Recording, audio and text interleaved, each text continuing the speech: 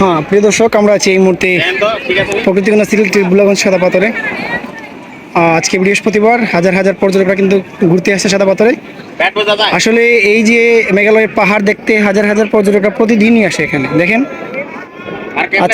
আজকেও আসছে অনেক পর্যটক। আজকে পানি কিছুটা ঘোলা, পাহাড়ি ঢলের কারণে এখানে পানিটা ঘোলা হচ্ছে। বিকেলের মধ্যে হয়তো পানিটা স্বচ্ছ হয়ে যাবে। পাহাড়ি ঢলের সাথে সাদা সাদা পাথর নেমে আসে, আর সেই পাথরগুলো কিন্তু পানির নিচে নিমজ্জিত থাকে, আর দেখতে এগুলো সুন্দর লাগে। আসলে এই পাহাড়ের মায়ায়, প্রকৃতির টানে সবাই চটে আসে এখানে। আপনারাও আসতে দেরি করবেন না। অগ্রিম ঈদের শুভেচ্ছা জানিয়ে আমি আপনাদেরকে আমন্ত্রণ জানাচ্ছি সাদা পাথরে আসার জন্য।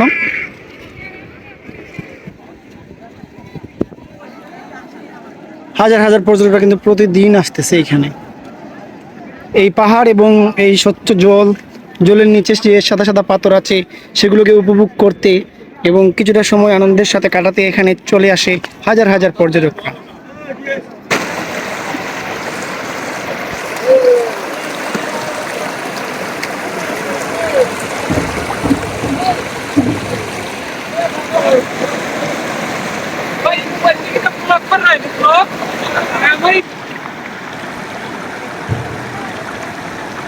এই আজকের পানি গুলা থাকার কারণে এরকম দেখাচ্ছে।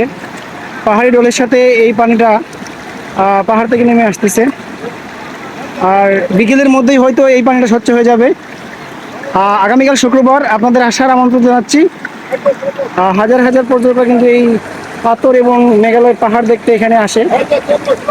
আর এই সাদা সাদা পাথর জলের নিচে নিমজ্জিত থাকে। এটা হচ্ছে বিজিবি ক্যাম্প, এটা মসজিদ। এখানে শুক্রবারে জুম্মা পড়ানো হয়। আপনারা আসলে অবশ্যই শুক্রবারে জুম্মা পড়তে পারবেন এই মসজিদের মধ্যে। এখানে পারাপার হওয়া লাগে নৌকা দিয়ে।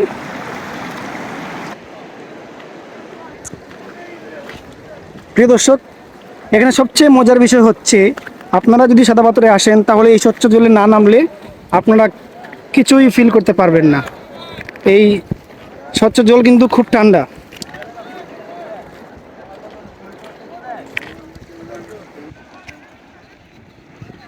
আজকের ওয়েদারটা কিন্তু সেই।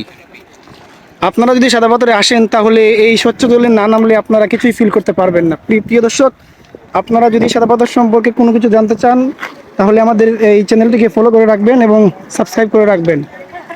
বিকেলের মধ্যে কিন্তু এই স্বচ্ছ জল স্বচ্ছ হয়ে যাবে, এই ঘোলা জল স্বচ্ছ হয়ে যাবে।